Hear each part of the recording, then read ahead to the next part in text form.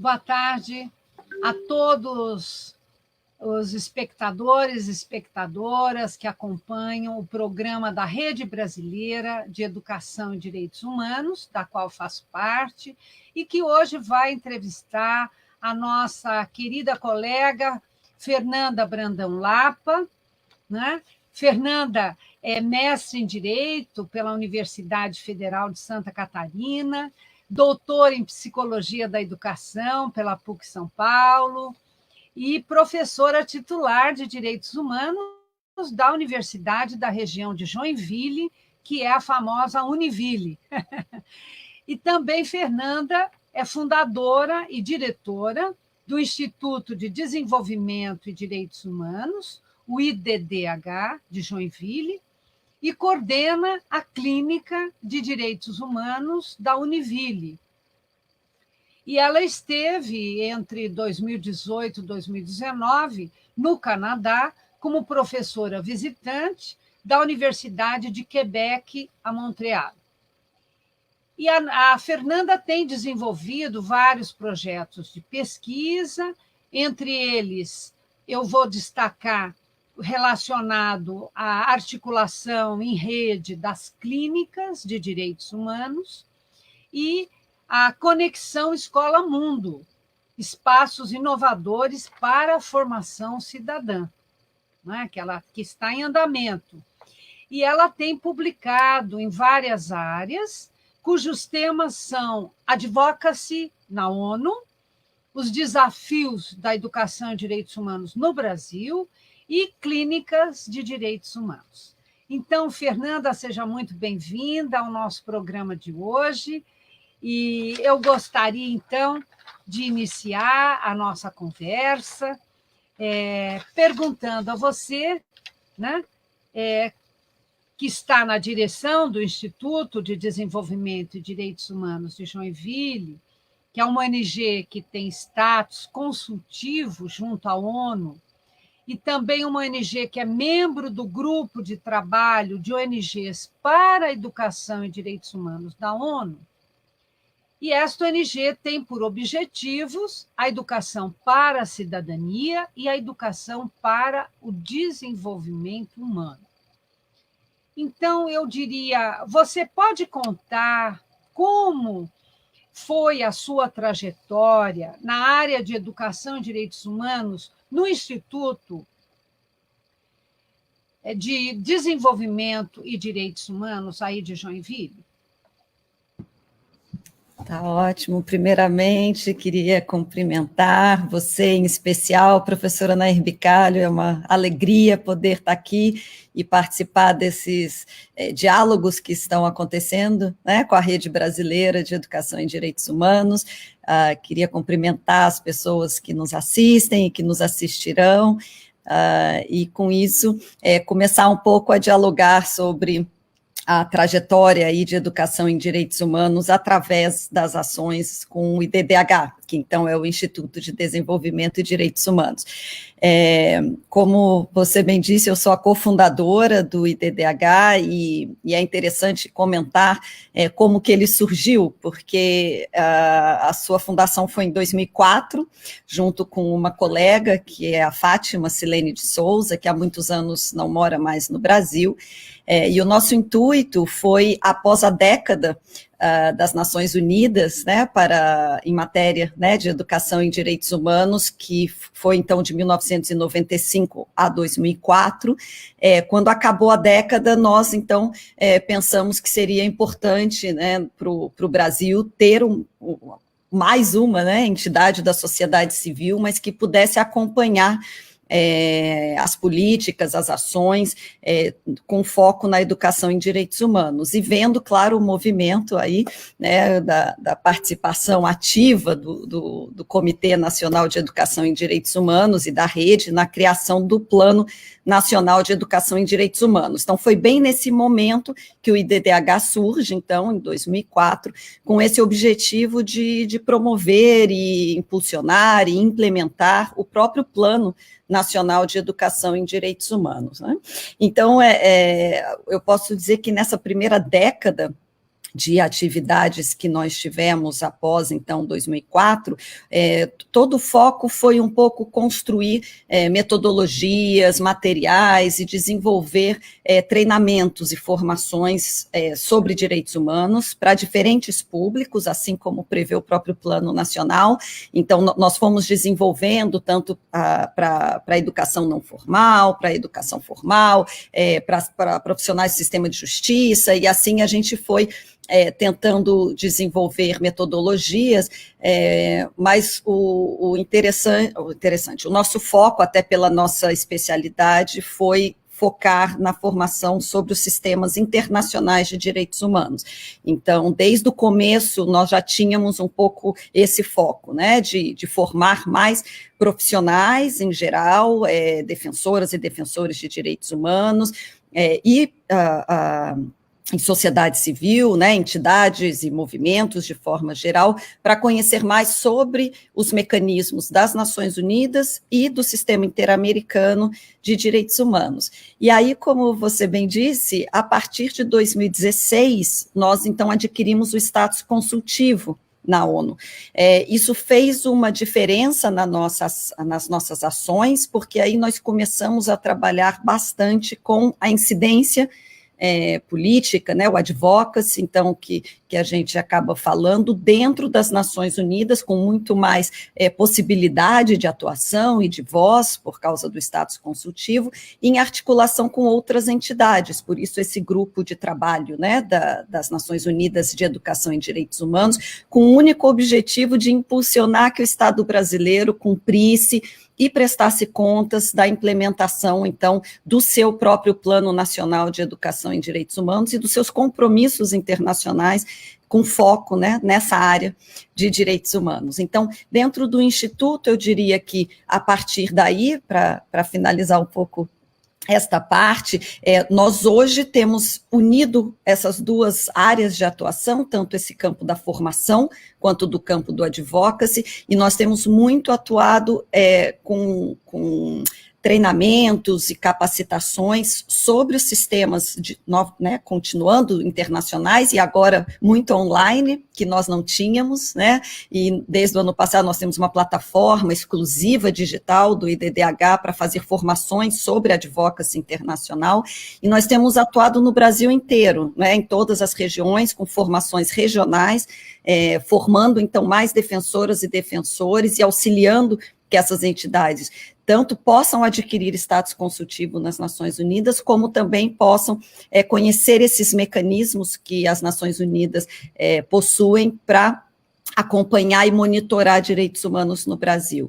Então, esse tem sido, assim, um pouco o foco da nossa atuação, principalmente nesse momento que estamos vivendo, de muitas violações, muitos retrocessos, e me parece que essa incidência internacional tem sido uma demanda que tem vindo da sociedade civil como uma forma de controle social mesmo, né? Tanto dos compromissos que o Brasil teria internamente, mas que também tem internacionalmente. É muito interessante, né, Fernanda, essa trajetória que o Instituto de Desenvolvimento de Direitos Humanos tem feito no fronte da sociedade civil, em diálogo, né, internamente com as ONGs, com os militantes de direitos humanos, né, como você mencionou, os defensores, e externamente esse vínculo ativo, né, e participativo junto à ONU, a Organização das Nações Unidas, que torna o Instituto uma referência no Brasil, né?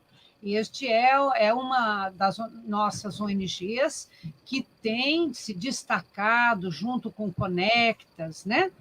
Vocês têm sido os nossos guardiões, né? E também as referências brasileiras a nível da ONU. E, aproveitando, então, essa tua experiência internacional, eu gostaria de perguntar como você avalia as ações, os projetos, os planos de educação e direitos humanos que vêm sendo implementados na ONU e na Unesco. Obrigada, Nair. É interessante a gente observar, pelo menos posso dizer, nesses aproximadamente, né, de 15 a 20 anos que eu tenho tentado acompanhar um pouco a agenda dentro dos mecanismos das Nações Unidas e do sistema interamericano, e eu diria que há muito avanço na área de direitos humanos em geral, né, de mecanismos, de mais participação, de atuação. Quando a gente entra no campo da educação em direitos humanos, eu vejo um desafio maior, né, tanto no campo das Nações Unidas quanto no campo da própria Unesco, apesar de termos, né, como eu estou dizendo, muitos programas e planos e políticas, mas quando nós no IDDH começamos a tentar cobrar a política pública internacionalmente sobre educação em direitos humanos, nós tivemos alguma dificuldade de encontrar os interlocutores, porque o que nos pareceu foi que geralmente você encontra interlocutores para discutir sobre o direito humano à educação. Uhum. E aí você tem, né, a relatora das Nações Unidas, agora relatora, né, para o direito humano à educação, você tem o comitê, né, de tratado específico, o comitê de direitos econômicos, sociais e culturais, que trata do tema do direito humano à educação. Agora nós temos no sistema interamericano a relatoria DESCA também, que trabalha desse direito, então, humano à educação, mas quando nós começamos a cobrar um pouco sobre o Programa Mundial de Educação em Direitos Humanos e como é que era o diálogo com os estados em relação a isso, o desafio foi que não estava, nos pareceu tão sedimentado, né, ou acertado, que a educação em direitos humanos é sim um componente do direito humano à educação, fundante, estruturante, e que por isso o conteúdo, né, todo o conteúdo, toda a forma que nós educamos em direitos humanos fazia parte dessa agenda, né, que eles têm na proteção, né, e na promoção do direito humano à educação. Sendo bem clara, quando nós chegamos para discutir com a relatora há muitos anos atrás, né, sobre educação em direitos humanos, nos pareceu que a relatoria não abarcava essa temática, porque eles discutiam muito mais o problema do acesso à educação no mundo, né? Então, o acesso de meninas, o acesso de grupos, né, que são mais excluídos, né, do direito humano à educação. E nós estávamos indo discutir o conteúdo, né, do direito humano à educação, né, ou seja, sem discutir questões importantes de discriminações, de diversidades, educação de gênero e outros debates, você está trabalhando também uma violação do direito humano à educação. E quando nós começamos a discutir, nós sentimos uma dificuldade de ter os espaços já certos de onde a gente ia falar sobre educação em direitos humanos. Aonde você vai discutir sobre o Programa Mundial de Educação em Direitos Humanos nos mecanismos das Nações Unidas, né? Então, essa implementação do Programa Mundial dentro da ONU nos parece ainda um desafio de onde é a interlocução que você faz como sociedade ou como controle, né, para discutir sobre isso, e a mesma coisa na Unesco, porque eu acredito que, claro, a Unesco tem um trabalho belíssimo e forte de educação em direitos humanos, mas é difícil você ver um diálogo mais forte sobre o próprio Programa Mundial de Educação em Direitos Humanos no sentido de implementação. Então, nós temos a educação para a cidadania global, hoje forte, né, dentro da Unesco, que traz a educação em direitos humanos, mas e o Programa Mundial que a gente tanto, né, trabalhou e acompanha, né, que é uma referência, começamos a quarta fase. No Brasil, nós nos baseamos no Programa Mundial de Educação e Direitos Humanos, né, que a ONU tinha promulgado, né? Ele foi a nossa referência para orientar, né, como nós iríamos estruturar o Plano Nacional Brasileiro. Perfeito. E agora nós começamos a quarta fase em 2021, né, a quarta fase do Programa Mundial, com foco em juventude, né, tão importante aí para não só para o Estado brasileiro, mas para o mundo inteiro, né, de trabalhar direitos humanos com a juventude, e nós ouvimos falar pouco da quarta fase até agora, né? Então, me parece que é um papel da Unesco e um papel também do Alto Comissariado de Direitos Humanos, que, né, tem um espaço aqui no Brasil também para atuar, que nós tivéssemos mais ações, mais divulgação em prol, né, do Programa Mundial de Educação em Direitos Humanos, né? Então, a minha avaliação é positiva, de que há uma agenda, né, política, que há um interesse, mas me parece que tem esse desafio ainda, tanto das Nações Unidas quanto da Unesco, de trazerem a educação em direitos humanos como uma prioridade, e usar os programas, né, e os planos que já são sedimentados há tanto tempo, né, e trazê-los mais à divulgação, né, e disseminação e cobrança dos estados, né, para o seu cumprimento. Tá certo. É interessante, né? As suas observações são muito pertinentes, porque a gente tem observado esses 2 últimos anos no Brasil que há um vácuo, né, nesse diálogo da educação em direitos humanos, a parte institucional, né, que deveria estar na Coordenação Geral de Educação e Direitos Humanos, lá no Ministério dos Direitos Humanos, Mulher, Família, hoje que se chama, né? E não há essa interlocução, menos ainda a implementação oficial, né, que avance um pouco mais a nível da política pública do Brasil, né? E, para falar em política pública, você foi membro do Comitê Nacional de Educação e Direitos Humanos, né? Você esteve lá por alguns anos, não é? E como é a sua avaliação deste papel do comitê para a criação e implementação da política pública de educação e direitos humanos no Brasil? Sim, bom, eu fui membro, né, do comitê, representando o IDDH, né, como representante da sociedade civil, e foi um prazer sempre encontrá-la, né, e encontrar colegas aqui hoje da Rede Brasileira, né, de Educação e Direitos Humanos. E o comitê tinha um papel fundamental, que era exatamente reunir, né, atores estratégicos da implementação e do debate da educação em direitos humanos para a implementação e avaliação do Plano Nacional de Educação em Direitos Humanos, e que é uma pena, porque hoje nós não temos mais esse espaço, né, de incidência política, de diálogo entre não só o governo, né, mas eu digo as esferas, né, do Estado, de diálogo sobre a implementação de políticas de educação em direitos humanos. Nós não temos isso nem no âmbito das políticas de educação formal, que estavam, então, no MEC, né, dentro da Secretaria, da SECADI, como nós não temos nem isso mais no Ministério de Direitos Humanos, né, Mulher e Família, que exatamente tinha essa coordenação, que ainda acho que até tem a coordenação de educação e direitos humanos, mas que se desmantelou, né, o comitê e as políticas que pelo menos nós tínhamos aí em construção coletiva. Nas últimas participações que eu tive ali no Comitê Nacional de Educação e Direitos Humanos, nós estávamos num processo bastante produtivo de avaliar o trabalho, né, na década do Plano Nacional de Educação e Direitos Humanos, depois dos 15 anos, e pensando na implementação, porque havia essa vontade de fazer alguma reforma ou uma mudança no plano, mas sem sombra de dúvida a gente tinha que parar e olhar, né, o que tínhamos, a implementação, fazer um levantamento, e aí uma avaliação dessa implementação para que a gente pudesse pensar em possíveis mudanças. E nós não concluímos, né, fizemos todo um trabalho ali de avaliação, mas sem a possibilidade de continuar. Digamos que hoje, realmente voltando, nós estamos num momento de fechamento do diálogo, né, do diálogo e participação da sociedade civil na política pública,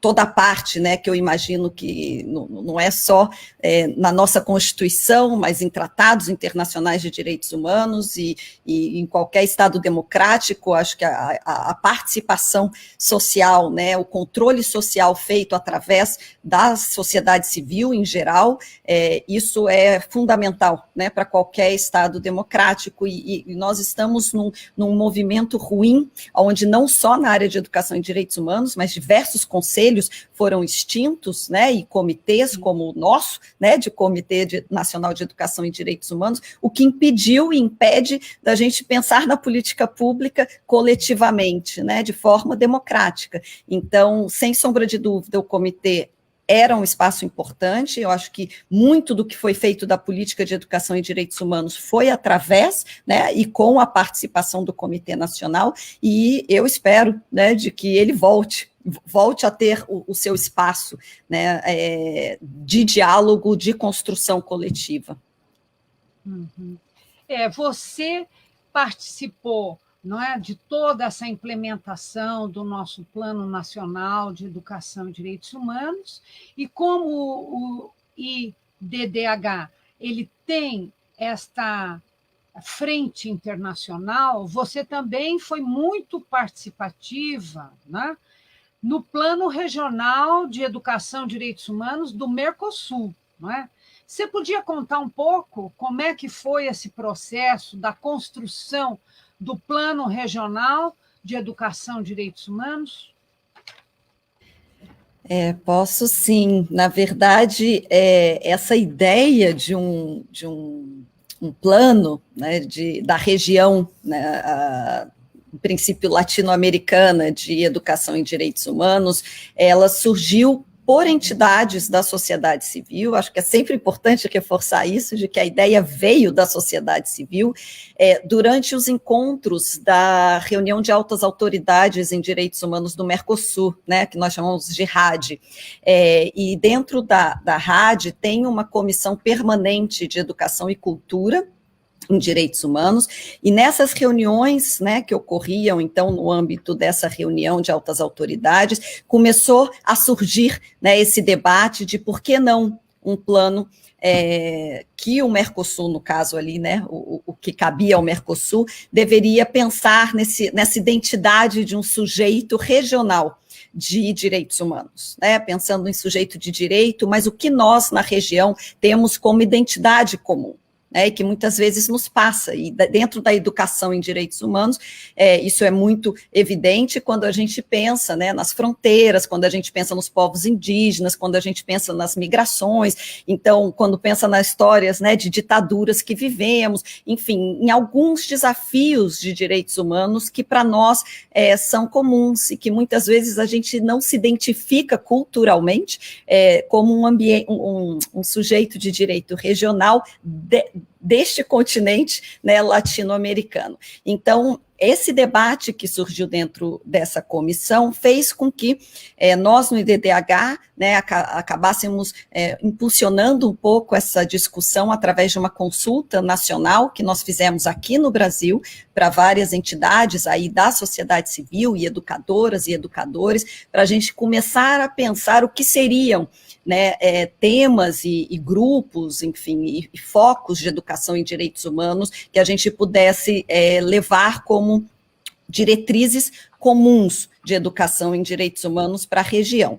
E isso, então, acabou sendo levado para a RAD e foi muito bem até recepcionado à época, né, pelos estados, então, na época, e os governos dos estados do Mercosul, o que o Instituto de Políticas Públicas e Direitos Humanos, o IPPDH, colocou como uma tarefa, né, do próprio Instituto, a construção dessas diretrizes regionais de educação em direitos humanos. Então, através do IPPDH, esse documento, então, foi concluído para ser aprovado na plenária da RAD, né, pelos estados do Mercosul, mas ele não foi aprovado. Né, ele foi pedido consulta na última vez que ele foi apresentado em plenária, foi muito triste, porque foi um processo de 5 anos que nós estávamos em articulação com entidades de diversos países e, né, também com educadoras e educadores pensando, né, em temas que pudessem ser convergentes aí para nós termos como garantia, né, de que na educação na região nós teríamos, né, contempladas algumas questões, mas essas diretrizes ficaram suspensas, e elas, então, não foram colocadas novamente, né, para para aprovação. Então, nós temos o documento através do IPPDH, desse Instituto do Mercosul de Direitos Humanos, mas é bom dizer que ele ainda não foi aprovado, então nós não temos uma política regional ainda de educação em direitos humanos. Mas o Uruguai, né, na gestão do presidente Mujica, fez um plano, né, de educação em direitos humanos muito, vamos dizer, com um olhar muito próximo do brasileiro, né? Eles fizeram uma proposta muito bonita, por sinal, né? O plano do Uruguai, e eles aprovaram, né? Ele tem outras áreas, né? Além do nosso, que a gente ficou nas 5 áreas: educação básica, educação superior, educação não formal, né? A educação dos profissionais de justiça e segurança, e educação em mídia, né? E o plano do Uruguai ampliou, né, para o serviço público, né? E pegando alguns temas novos, né, que o nosso plano, que era de 2003, né, quer dizer, um plano 13 anos antes do Uruguai, né, que o do Uruguai é de 2016, mas que está muito... vamos dizer assim, que se beneficiou muito, né, do plano brasileiro, que foi pioneiro aqui, né, nas Américas e no mundo, né? Na época, nós tínhamos, acho que a Austrália já tinha um plano nacional de educação e direitos humanos, mas eram muito poucos países, né? Em 2003, quando o Brasil lança o seu plano nacional, né? Enfim, mas, com tudo isso, a gente aguarda, né, governos mais democráticos, né? Principalmente nos países vizinhos, né? E a nossa grande esperança é que o Paraguai tenha, na próxima vez, uma representação mais democrática e popular, e não vete o plano do Mercosul, não é? Porque a Argentina já está razoável, o Uruguai deu uma escorregada aí com o novo presidente, mas acho que vão se arrepender. E o Chile está num bom caminho, né? Então vamos com muita confiança de que nos próximos anos nós vamos conseguir efetivar essas diretrizes regionais de um plano de educação e direitos humanos aqui no Mercosul. E você também está com a Cátedra de Direitos Humanos da Unesco, né? Eu gostaria de saber quais são os seus planos para o desenvolvimento dessa cátedra. Na verdade, eu queria aproveitar a sua última fala para colocar isso, né? Foi sempre super importante ter a experiência brasileira, né, para a região da construção do plano de educação em direitos humanos. Realmente foi uma experiência do Brasil pioneira, ela sempre inspirou os outros países da região a pensar num plano específico, né, de educação em direitos humanos. Então, agora esse movimento no Uruguai, e a gente vê outras experiências da região, sempre colocando o Brasil como inspiração mesmo, né? E a ideia que, quem sabe, somando, né, mais planos e diretrizes dos países, a gente consiga realmente chegar em outro momento político, né, para aprovação dessas diretrizes. E eu estou comentando isso porque tem a ver com a cátedra, né? A cátedra da Unesco, então, que foi aprovada agora na Univille, então, na Universidade da região de Joinville. Então, agora eu vou falar um pouquinho do espaço acadêmico, né, que até agora nós falamos do Instituto, onde eu atuo como entidade de sociedade civil, mas dentro da universidade, então, que eu também atuo, nós já temos uma trajetória ali no trabalho de educação em direitos humanos, como você até falou no início, tanto no âmbito da clínica de direitos humanos, que foi a primeira clínica jurídica no Brasil.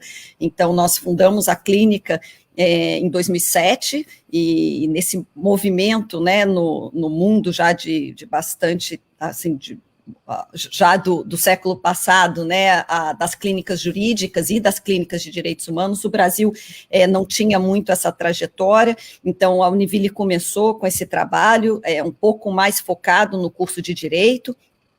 mas teve essa ampliação a partir dos projetos de ensino, pesquisa, extensão, e depois abarcando gestão e convivência, até inspirado ali no Pacto Universitário de Educação, né, em Direitos Humanos, né, que teve todo aquele acordo. Nós criamos o Comitê de Educação em Direitos Humanos dentro da universidade, como diversas universidades também, acho que acabaram implementando ou antes, né, ou no processo desse pacto universitário. E esse comitê, então, ele começou a trazer esse mapeamento e sistematização do que a universidade já fazia, né, de ações de educação em direitos humanos.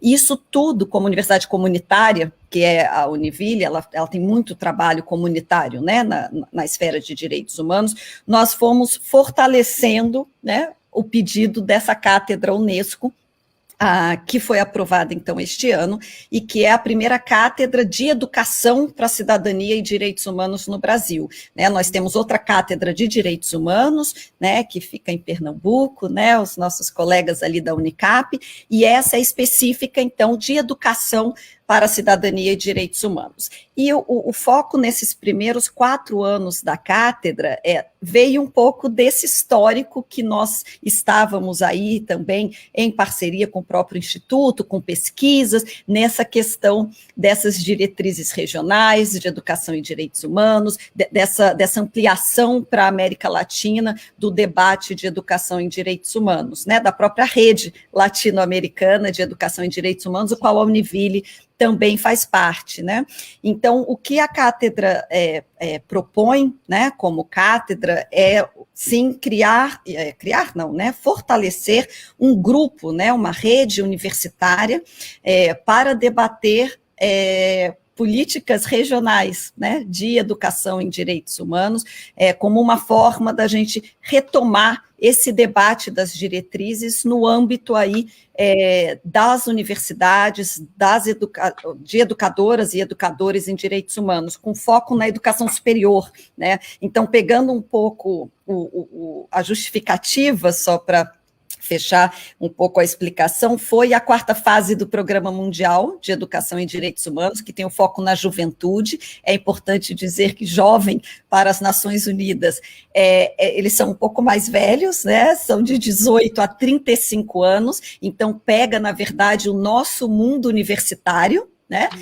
A gente pega os jovens, né, dentro do Brasil, então o nosso projeto está muito mais voltado a trabalhar com esse debate da educação em direitos humanos nas universidades, né, com foco nos jovens e como que a gente pode pensar numa rede universitária desse sujeito de direito regional em temas e propostas de educação em direitos humanos, que fazemos muito, como você disse, o Chile, o Uruguai, você tem trabalhos excelentes, né, na Argentina, de educação em direitos humanos nas universidades, e já há um diálogo, mas talvez pensar aí numa convergência, né, de projetos e propostas, e esse é um pouco o intuito da cátedra, a gente unir outras cátedras da região e as universidades. Uhum. Sei. Que interessante, não é? Vocês estão, então, com um plano bem articulador das experiências, né, Fernanda?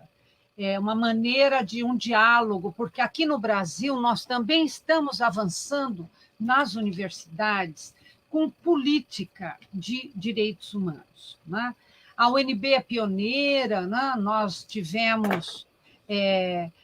temos o Conselho de Direitos Humanos, que já foi criado há alguns anos, e ele definiu uma política de direitos humanos para a universidade, né? Até recentemente foi aprovada uma resolução no CONSUNE, no Conselho Universitário, contra qualquer tipo de discriminação, preconceito dentro da universidade, e nós estamos agora refletindo sobre a possibilidade de formar algo institucional na UNB, né? Seja uma Câmara de Direitos Humanos junto ao Conselho Universitário ou um outro tipo de órgão institucional que possa consolidar essa política.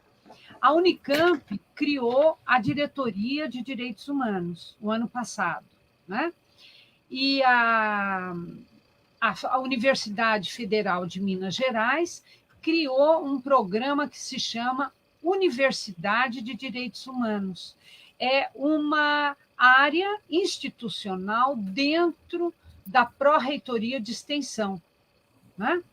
Esse agora foi recente, foi acho que o mês passado, né? É coisa muito recente ao FMG. E a UNB também está pensando como institucionaliza através de um organismo interno, né, algo institucional que possa garantir que a política de direitos humanos ela seja extensiva às demais gestões universitárias, né? Que não haja interrupção de implementação das nossas diretrizes, nossos princípios e ações e projetos dentro de direitos humanos e educação em direitos humanos. Inclusive, a UNB criou o Prêmio de Direitos Humanos, Anísio Teixeira, né? E agora o Consune aprovou, e o Prêmio de Educação em Direitos Humanos, com o nome de Mireia Soares, que foi uma antropóloga militante do movimento de mulheres dos anos 80 e falecida recentemente, né? Ela é uma para a nossa universidade na luta pelo direito das mulheres. Então, nós temos trabalhado, não é, com, vamos dizer, iniciativas inovadoras para que a universidade possa acolher cada vez mais essas demandas, né, que vêm dos vários segmentos universitários, né, os docentes, os estudantes, os servidores, os funcionários técnicos administrativos e a própria comunidade, que são as famílias, né, que estão presentes na nossa universidade, porque nós temos, inclusive, um conselho comunitário, né, de ex-alunos e que participam da vida da UNB. E, no momento, né, com esse grande retrocesso que nós estamos vivendo, né, da política pública de educação e direitos humanos no governo Bolsonaro, nós, então, decidimos reativar a Rede Brasileira de Educação e Direitos Humanos, né? Como é que você considera a importância dessa rede hoje? Bom, é fundamental, né? De tudo que a gente estava contando e descrevendo da história, desde a construção do próprio Plano Nacional de Educação e Direitos Humanos no Brasil, e pensando nesse movimento nos países que a gente vai percebendo de construção da política pública de educação em direitos humanos, uma articulação, né, de pessoas, entidades, educadoras, educadores que estejam refletindo e propondo e debatendo e construindo a própria política pública de educação em direitos humanos é fundamental. E acho que a rearticulação da rede, ela vem no momento, como a gente fala, do próprio retrocesso, né, desse diálogo com as políticas feitas no Brasil em educação em direitos humanos, vamos dizer assim, um enxugamento, né, dos espaços que nós tínhamos de interlocução, né, na construção da política. Então, é fundamental que a gente tenha outro espaço, né, que seja para a gente continuar avançando as pautas da política de educação e direitos humanos e resgatando a história, né, professora Nair, porque às vezes a gente vai vivendo e não vai acompanhando tudo que foi feito, né, e quantas pessoas incríveis nós tivemos e temos, né, e a gente não pode esquecer a história nunca. Então, acho que a rede brasileira, ela tendo esse papel, né, de manter vivo a história, manter viva, perdão, a história, né, da educação em direitos humanos aqui e abrir canais possíveis de diálogo e de debate, por exemplo, isso que eu comentei da própria Cátedra Unesco, né, que nós estamos pensando nessa articulação, pensando internacionalmente, né, na América Latina, sem sombra de dúvida, a rede brasileira é o canal de diálogo no país para que a gente possa, a partir da rede brasileira, discutir com outras articulações de outros países, né, e sem sombra de dúvida, a rede sendo retomada e fortalecida, me parece um espaço estratégico para tanto construção da política, quanto para a área de pesquisa, quanto para a área de construção de conhecimento, né, dentro do tema, né? Então, fico muito feliz dessa retomada. Então, nós também, né, Fernanda? A gente vê um horizonte, né, que a sociedade civil está, vamos dizer, apontando, né, numa saída do túnel escuro do retrocesso, né, que nós estamos atravessando agora. Né? Mas eu creio que nos próximos anos nós já vamos estar bem mais consolidados, né? Nós já estamos com a rede já com centenas de inscritos, dezenas de instituições, não é? E isso tudo nos traz um fortalecimento e também nos ajuda a pensar, né, os próximos passos que nós deveremos dar a partir de tudo que nós estamos conseguindo conhecer, trocar como experiências, né, de ensino, pesquisa e trabalhos de extensão universitária e também da sociedade civil com seus projetos e suas ações, muitas vezes até pontuais, mas extremamente importantes, né? Então, a gente segue com muita esperança, né? Que a nossa rede consiga reaglutinar essas experiências fragmentadas, né? Que o país hoje já tem e continua a produzir, né? Apesar da falta de uma política pública de educação e direitos humanos. Então, Fernanda, muito obrigada pela sua participação hoje neste nosso programa da Rede Brasileira. Eu acho que foi muito elucidativo essa sua rica experiência internacional, regional do Mercosul, não é? E que você, como diretora do Instituto de Desenvolvimento e Direitos Humanos, tem conseguido sempre realizar com muito sucesso. Muito obrigada, Fernanda, e até uma próxima vez, não é? Um abraço. Eu que agradeço. Obrigada a você, professora Nair. Obrigada a todo mundo.